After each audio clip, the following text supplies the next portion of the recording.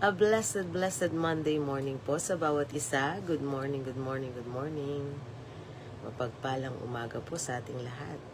Today is June 15.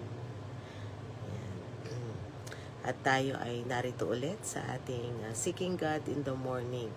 Ang ating daily morning devotion, no? Monday to Friday. Ayan. Ang oras po talaga natin is 10 o'clock. At ngayon maaga ako dahil merong medyo may conflict, no, sa schedule. Merong importanteng kailangan pong asikasuhin, no, ang inyong lingkod. Ayan, pasensyahan nyo na po yung aking boses. At katulad nga nung sinabi ko last week, no, nag-uumpisa na kasi siya. Last week nag-uumpisa na yung aking allergy. At eto, ayan na. Tuloy na itong allergy ko na ito, natuloy na. Ayan.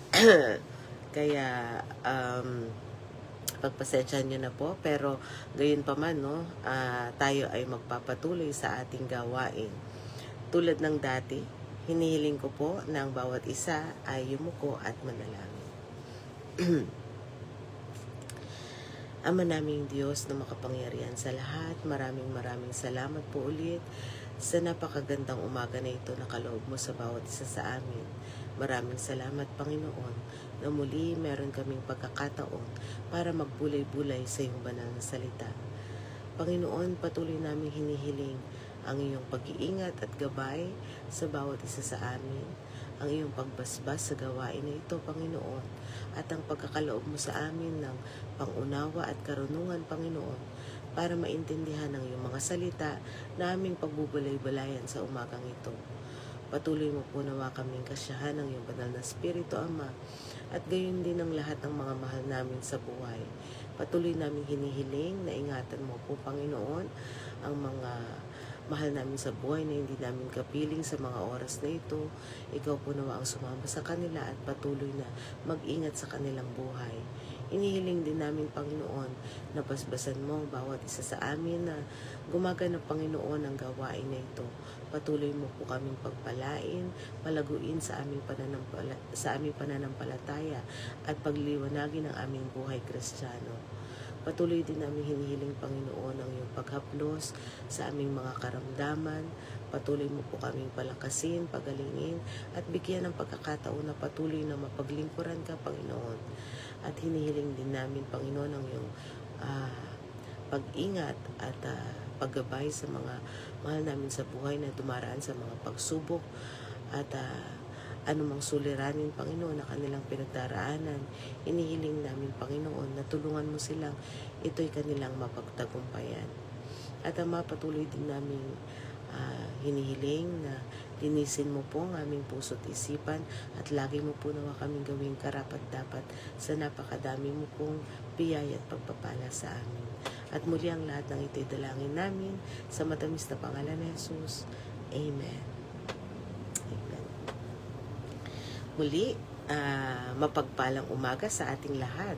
Narito na tayo sa ating week 3, no? Today is the official beginning of our week 3 dito sa ating Leadership in Action series. Yan. Ito yung ating topic for the month of June. At dahil tayo ay pumasok na, no, dito sa yugtong ito, no, ng pagbuo ng vision at pagpapatupad ng mga layunin. Yan. Konti tayong recap, no? Recap natin from our day 14. Tinapos natin yung linggo last week, no, sa pamamagitan ng pagkilala sa tagumpay na kaloob sa atin ng ating Panginoong Hesukristo. Natutunan natin ang tunay na tagumpay ng isang leader ay hindi ang kawalan ng problema. So lahat ng mga leaders, tandaan natin, mas marami pa nga, no, at mabibigat yung mga problemang pinagdadaanan kapag ikaw ay naatasang mamuno, no. Kaya tandaan natin, no, hindi ibig sabihin na wala kang problema ay tagumpay ka na leader, mali po, no, kundi ang nagkakaroon, no, ng kapayapaan o ang pagkakaroon ng kapayapaan sa gitna ng mga pagsubok, dahil alam natin na dinaig ng ating Panginoong Diyos, no, ang sanglibutang ito. Ayan, so napakaganda yung ating naging topic nung first and second week nitong ating leadership and action. At tayo, no, let's dive in, no, sa isang mapagpalang Lunes na ito. Again, welcome, no, sa ating week 3 ng ating leadership and action. So matapos nating paghandaan ang ating puso, yan, yung ating damdamin, at patatagin ang ating loob sa harap ng mga higante, no, higanteng mga bagay na nakatutok, no, o mga pagsubok na nakatutok sa atin sa ating vision and action. So bilang isang leader, bilang isang leader na nagcha-chart, no, ng ating course, ang unang hakbang ay hindi pagtakbo agad. Yan. Naalala ko tuloy yung aking kinatutuwa ang video, no, yung ginaya ko si Linda Walker. Natuwa ako kasi yung isang sister, no, si Sister Malu, siya yung nagsabi Arlinda, at ang aking anak naman, no, siya yung nagdagdag ng runner. Ayan. So dito sa ating topic, naalala ko kasi ang isang pinuno ay hindi tumatakbo. Ayan, no, kundi pagmulat ng mata niya, no, para minumulat niya yung kanyang mata, no, para makita niya yung mga pangangailangan ng iba. So hindi niya tinatakbuhan ang mga suliranin.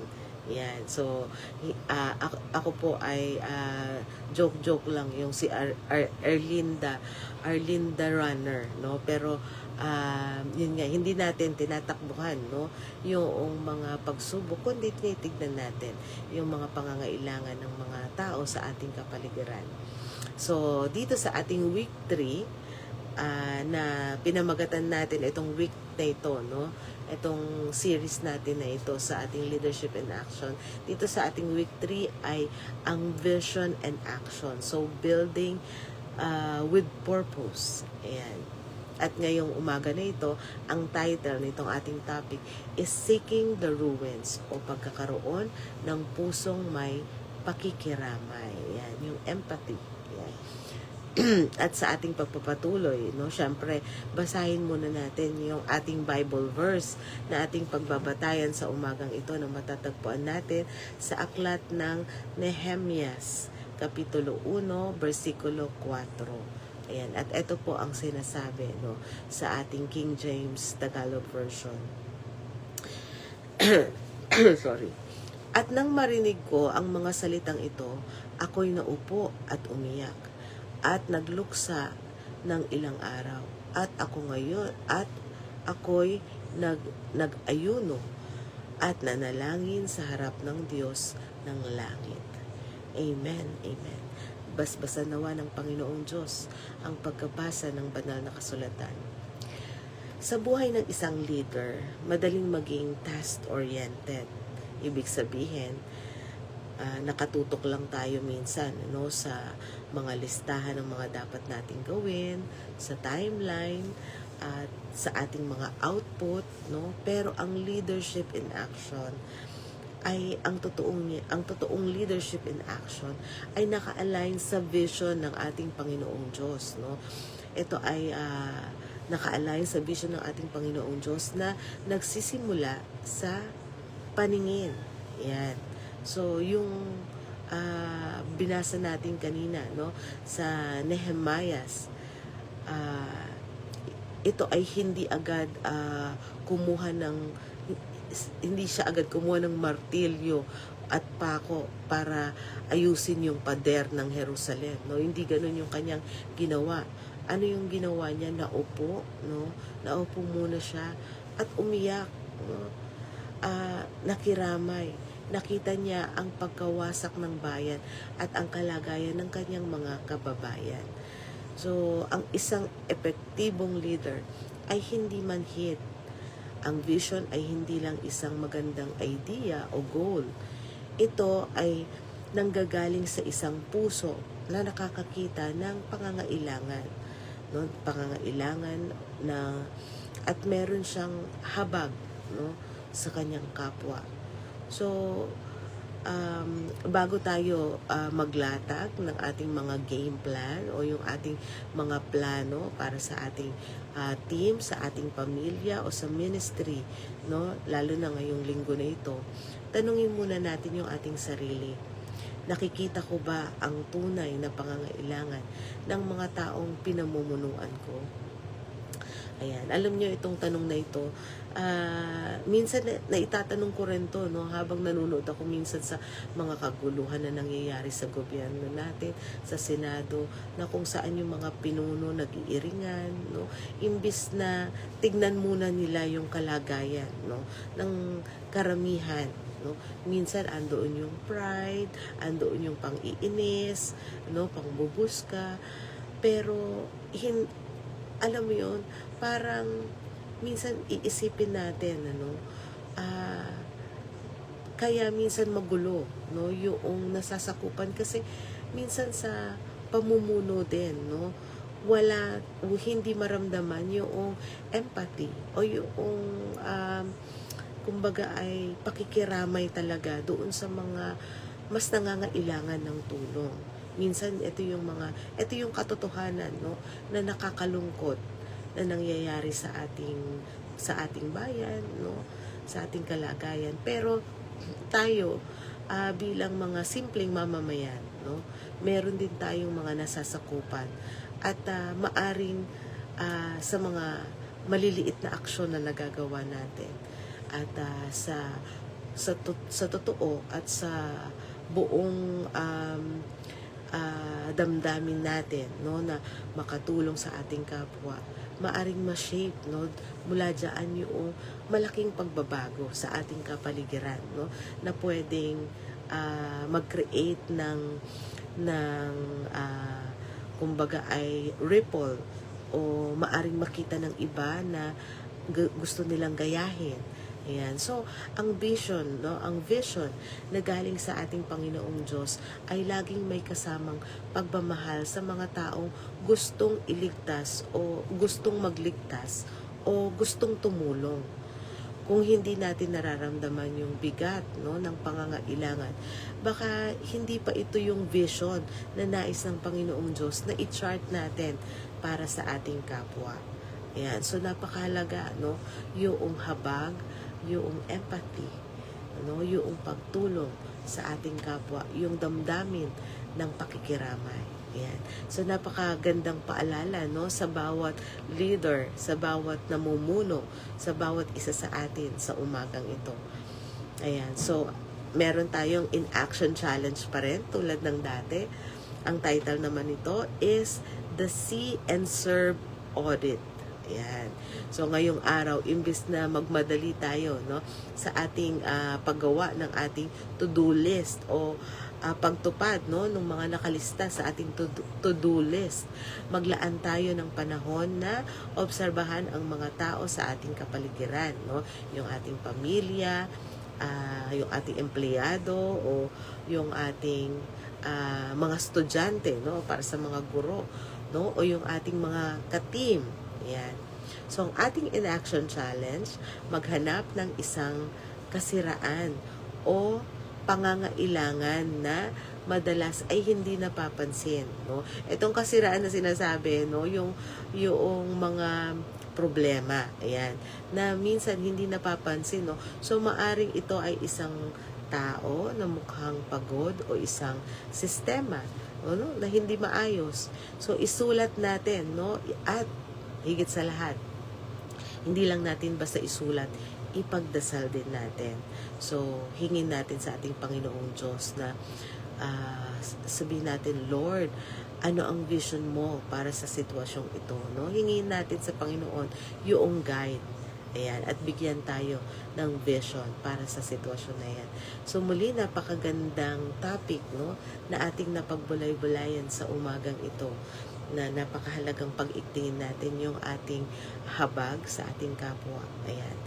And so dito, no, dito nagtatapos yung ating morning devotion sa umagang ito, and antabayanan ninyo yung ating susunod na topic, no, pang day 15 naman natin. Wait. Okay.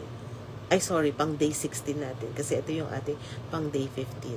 So muli, bago tayo magtapos, tulad ng dati, hilingin ko muna po na tayo ay yumuko at tayo ay manalangin. Panginoon naming Diyos na makapangyarihan sa lahat, maraming salamat sa iyong mga salita na aming napagbulay-bulayan sa umagang ito. Ama, patuloy naming hinihiling na buksan mo po nawa ang aming mga paningin. Ituon mo po, Panginoon, ang aming mga paningin sa mga taong nangangailangan ng aming mga tulong. Tulungan mo po kami, Panginoon, na tumugon ng tama at magkaroon ng totoong habag sa aming kapwa. Bigyan mo kami ng kakayahan, karunungan, Panginoon, upang makatulong ng totoo at makatulong ng may pagmamahal sa aming kapwa. Ikaw po nawa ang mag-lead sa amin sa lahat ng aming mga gawain, sa aming mga proyekto, Panginoon. Ikaw po nawa ang magbasbas at lagi mo po nawang ituon ang aming puso, ang aming isip, ang aming mga plano nang naaayon sa iyong kagustuhan. At muli, Ama, patuloy namin hinihiling ang iyong kapatawaran sa aming mga nagagawang kasalanan. Ito man po ay lihim o hayag. At muli, ang lahat ng ito idalangin namin sa matamis na pangalan ni Jesus. Amen. Amen. A blessed Monday morning po ulit sa bawat isa.